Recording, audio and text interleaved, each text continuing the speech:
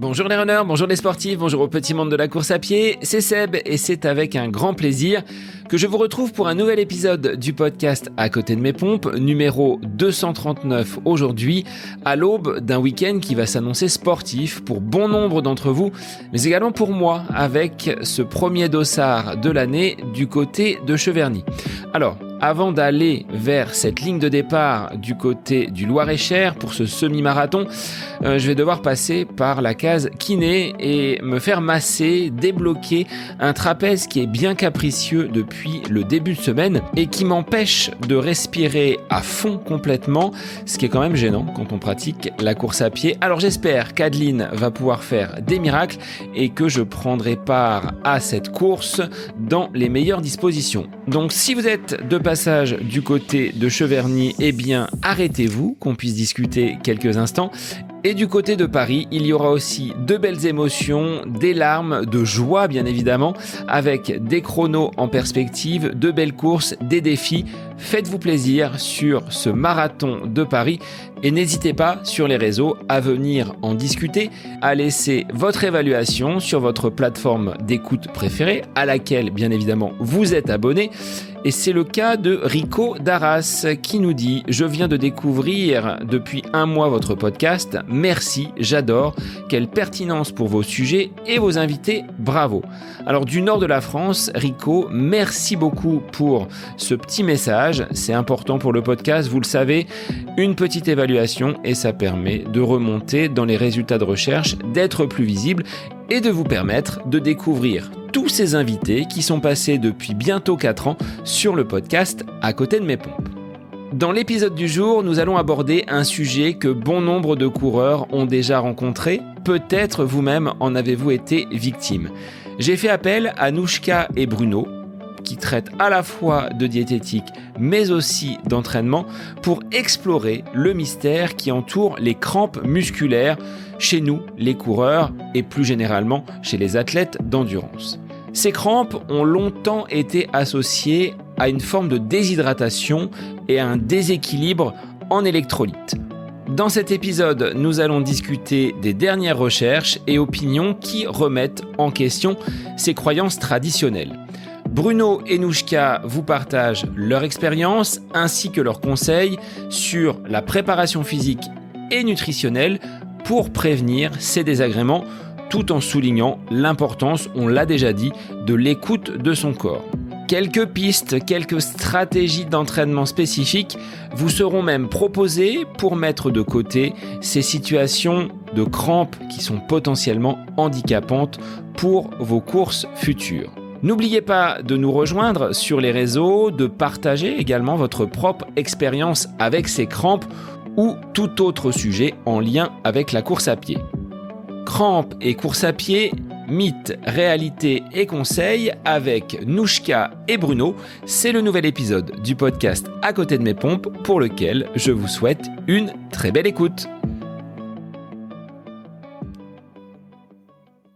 Bonjour Nouchka, bonjour Bruno, je vous retrouve pour une capsule en trio avec mes deux experts, diététiques et entraîneurs. Aujourd'hui, on va parler d'un sujet que des coureurs, des sportifs ont déjà pu connaître, j'en ai été victime, à savoir les crampes.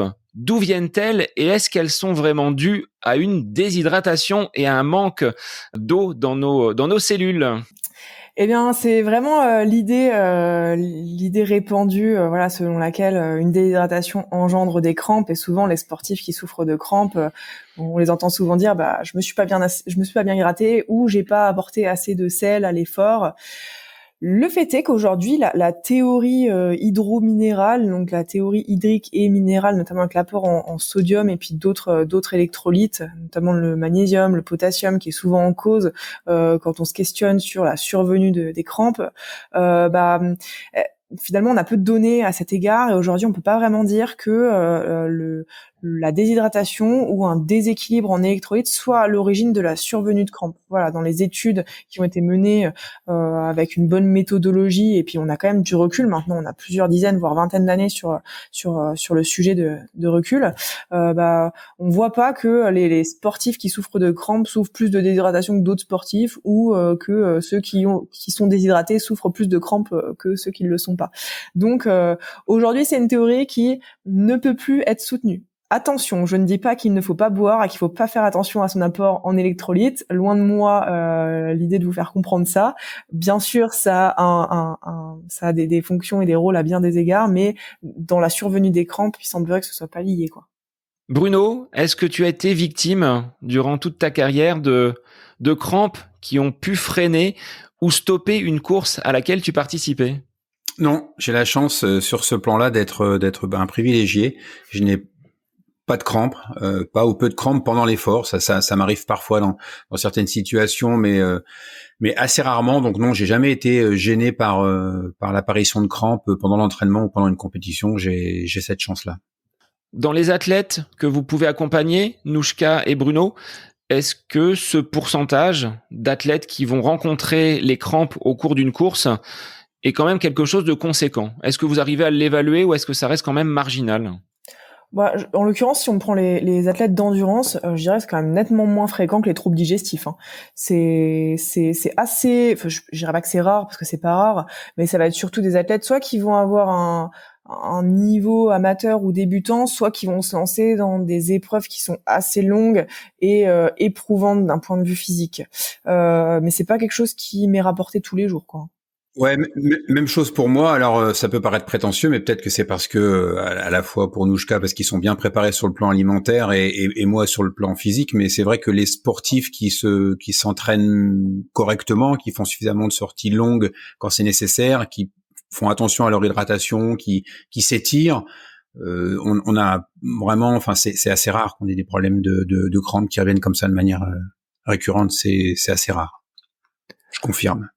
Donc un entraînement musculaire, une habitude justement de courir à des allures qui vont se rapprocher d'une allure de course, ce serait peut-être la clé pour mettre de côté ou du moins éloigner ces crampes. Est-ce que ça peut être une piste ?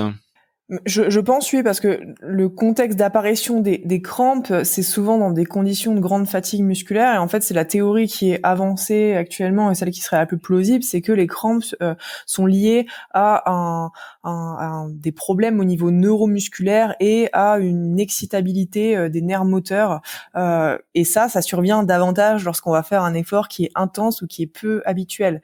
Je dis souvent que généralement, quand on va faire un marathon, les crampes, elles surviennent au 30e kilomètre et pas au 5e, parce qu'on est dans un effort qu'on ne connaît pas, où on a sûrement un déséquilibre au niveau musculaire et surtout au niveau neuromusculaire, au niveau nerveux, de sorte à ce que la survenue de crampes soit plus importante. Donc, en partant de ce constat-là, on peut se dire que l'entraînement reste finalement une prévention efficace, parce qu'en s'habituant à certains niveaux d'intensité ou à une certaine charge d'entraînement, à partir du moment où on va partir en course et on connaîtra finalement un petit peu l'effort et la charge que ça demande, on sera moins sujet aux crampes. Ouais, je rejoins tout à fait Nouchka. On parle du mythe, enfin, on parle du marathon, du mur du marathon. J'aime bien briser les murs et briser les mythes. Donc pour moi, le mur du marathon, c'est un mythe, sauf pour les athlètes de très très haut niveau qui ont ce phénomène-là, parce qu'ils ont une perte de carburant, parce que eux utilisent de manière préférentielle les glucides et donc vont tomber entre guillemets en panne d'essence. Mais pour 90% des coureurs qui utilisent un mélange lipides-glucides, Nouchka pourra confirmer ou infirmer ce que je dis si je dis une bêtise. La plupart du temps, quand au 30 ou au 35e, la vitesse baisse ou qu'on a des crampes ou qu'on a des douleurs musculaires, c'est parce qu'on est mal préparé. C'est pas parce qu'on a tapé le mur, c'est parce qu'on s'est pas assez hydraté, c'est parce que le corps n'est pas assez habitué à tout ça. Donc moi, ce que je conseille en tant qu'entraîneur, c'est de tu sais, Seb, hein, mon principe d'efficience auquel je suis tellement attaché, c'est de s'entraîner à la vitesse de course, c'est de s'entraîner suffisamment longtemps, la règle des 4/5e au marathon, de s'entraîner suffisamment longtemps pour éviter ces phénomènes-là où le corps est amené dans des zones qu'il ne connaît pas. Et la crampe, je pense que c'est juste le corps humain qui se défend, qui réagit parce qu'il est dans des zones qu'il ne connaît pas ou auxquelles on ne l'a pas préparé. Est-ce que tu peux rappeler, Bruno, cette règle des 4/5 justement qui va s'appliquer sur la sortie longue, sur cette habitude du corps à l'effort quand on prépare de longues distances? Oui, moi, ce que je recommande quand on fait un marathon, c'est que la sortie la plus longue à 3 semaines de l'objectif représente les 4/5 de la durée de l'effort. Et on a maintenant, moi je fais partie d'une ancienne génération où à moins de 3 heures au marathon, on n'existait pas, donc il n'y avait pas de gens qui faisaient 4 heures, 5 heures, 6 heures comme maintenant.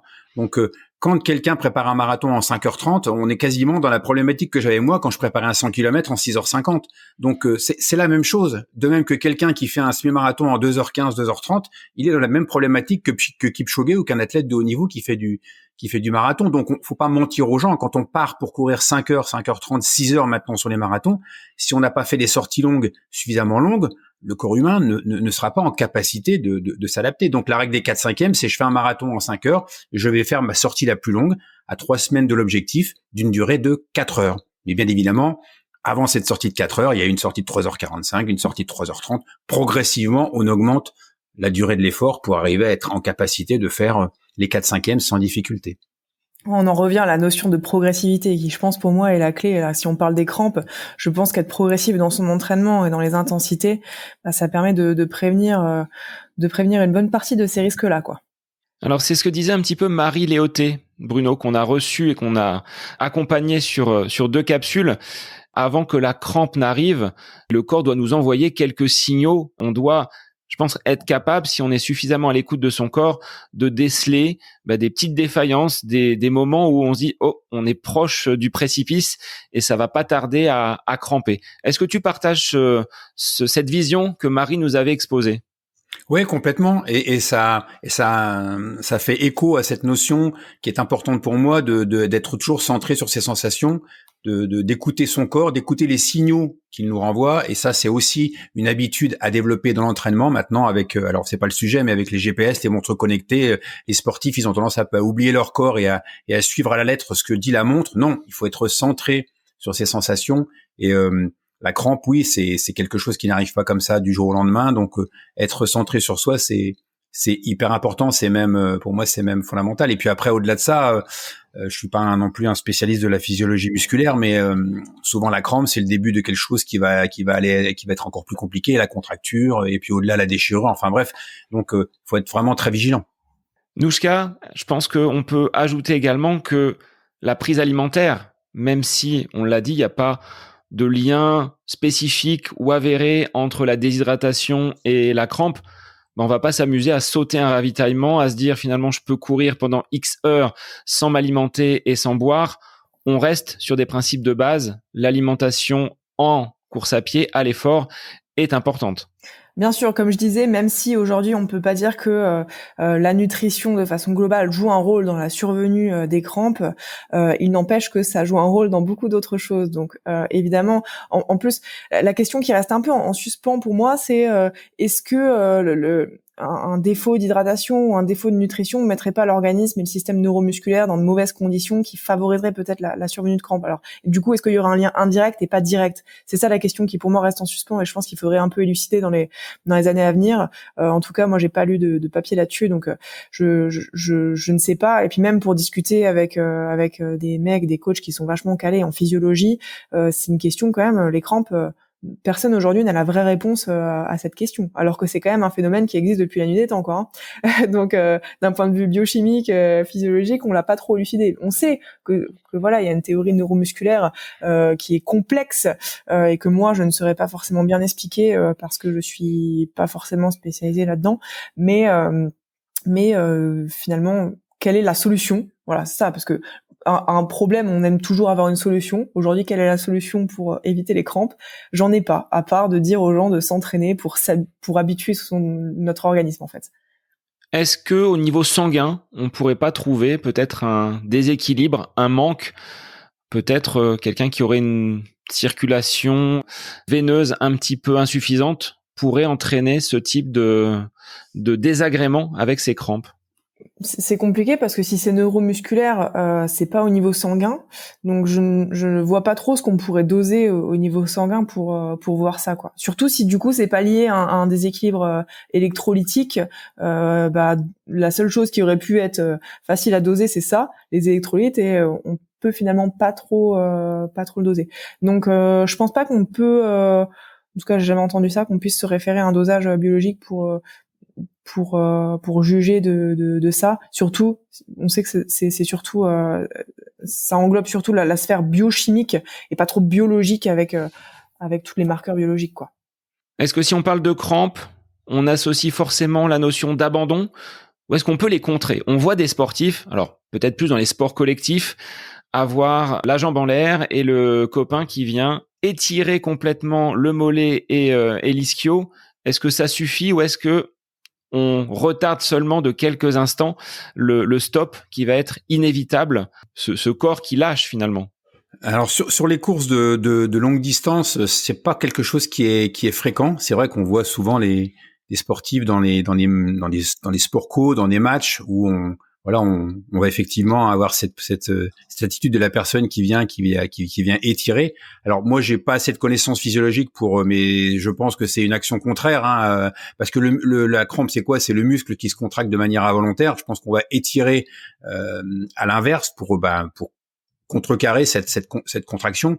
J'ai pas de souvenirs de gens qui aient vécu ce genre de choses sur des épreuves longues et qui aient dû arrêter complètement. J'ai pas ce souvenir-là. J'ai pas non plus de souvenir de gens qui aient eu des crampes sur des 24 heures et qui aient pu repartir. Donc c'est une fois de plus, je pense qu'on en revient au sujet, c'est-à-dire que si on est vraiment bien préparé, et moi c'est vraiment ce que je dirais, hein, on sait pas vraiment d'où ça vient les crampes, on n'a pas vraiment de notion précise. Donc faisons de la prévention. Il faut bien s'entraîner, il faut bien s'hydrater, il faut bien s'étirer. Et puis si on fait tout bien, au moins on pourra se dire, si la crampe elle survient, c'est un phénomène sur lequel je pouvais pas agir. Mais déjà bien faire les choses en prévention, c'est pour moi ce qui est le plus important. Ouais, et puis pour ajouter un truc, peut-être diminuer l'intensité au moment où on sent qu'elle vient ou après. Finalement, c'est peut-être ça la clé du truc, c'est pour éviter que ça nous handicape sur la fin de l'épreuve. C'est l'intensité qu'on va devoir adapter pour recruter un petit peu moins le système neuromusculaire. Mais c'est vrai que au final, on voit peu de sportifs qui abandonnent à cause de crampes, hein. Ça revient à cette notion d'écoute du corps et de baisser un petit peu le curseur. Il y a un risque quand même, si on ne s'arrête pas, on l'a dit tout à l'heure, hein, crampe, derrière contracture, peut-être déchirure. Alors moi, je suis pas calé non plus en physiologie. Est-ce qu'on peut aller jusque-là? Dans tous les cas, je pense que si tu as une crampe à l'ischio-jambier, par exemple, en pleine course, tu vas fortement être handicapé et tu pourras difficilement continuer l'effort.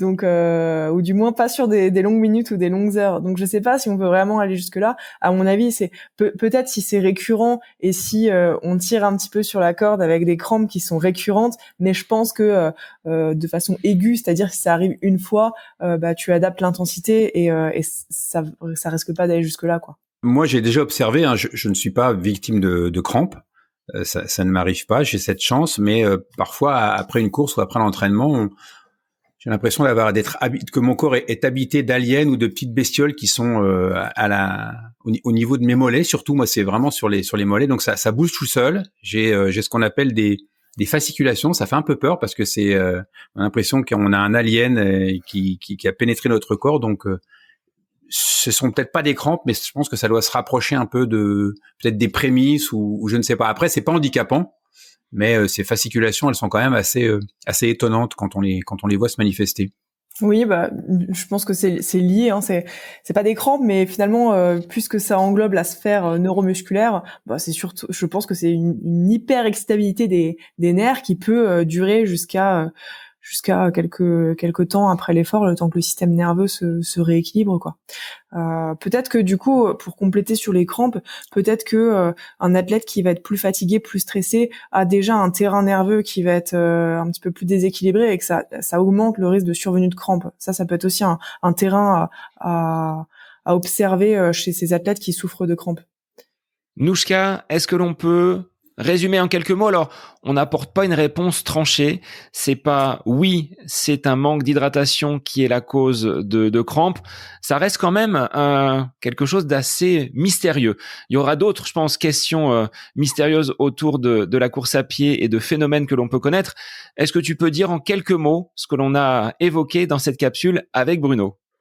Oui, alors les crampes qui surviennent souvent pendant l'activité physique et peut-être un petit peu après sont finalement liées à un phénomène neuromusculaire, à une hyper-excitabilité du système neuromusculaire avec des mécanismes qui sont assez complexes et pas tant liés à une déshydratation ou à un déséquilibre électrolytique. Donc la meilleure prévention pour ça, ce serait finalement l'entraînement pour habituer son organisme au niveau d'intensité et à la charge qu'on va retrouver lors de notre objectif. Bruno, est-ce que tu avais un petit complément à apporter ? Non, je pense que le mot vraiment de prévention, c'est quelque chose qui est bien associé à cette problématique, je pense. Moi, je conseille aux sportifs que j'accompagne de bien s'entraîner, de s'entraîner à la vitesse spécifique et dans les conditions de la course pour justement préparer à ça. Je crois que le corps humain est bien fait, donc si on le prépare bien, il y a moins de raisons que les crampes apparaissent. Donc bien s'entraîner, bien s'étirer, bien s'hydrater. Je pense que voilà, si la peur d'avoir des crampes permet de bien faire les choses et d'être dans la prévention, et ben au moins ça aura cette utilité-là. Merci Nouchka, merci Bruno. À mes deux experts, eh bien, je vous donne rendez-vous dès la semaine prochaine pour un nouvel épisode. Et pour les auditeurs, je vous souhaite une très belle semaine. Merci de votre écoute. J'espère que cet épisode avec invité vous aura plu. Je vous remercie infiniment de votre écoute. Pour faire remonter le podcast dans les classements, je vous invite à laisser une petite évaluation sur Apple Podcast, 5 étoiles, un petit commentaire. Ça me fera énormément plaisir et vous permettrez au podcast d'être remonté, diffusé, déployé sur ces différentes plateformes de façon plus importante encore qu'il n'est actuellement. Et puis je vous invite à me retrouver sur les différents réseaux, Facebook, Instagram. Laissez votre petit message, votre commentaire, ça me fait plaisir d'échanger avec vous. Si vous avez des questions, si vous voulez échanger sur quelconque sujet en lien avec la course à pied, mais pas que, parce que le sport c'est une philosophie de vie et c'est une passion qui nous anime de façon commune, donc n'hésitez pas à venir échanger avec moi. Sur ce, je vous souhaite une bonne fin de semaine, un bon week-end et je vous dis à la semaine prochaine pour un nouvel épisode du podcast À côté de mes pompes.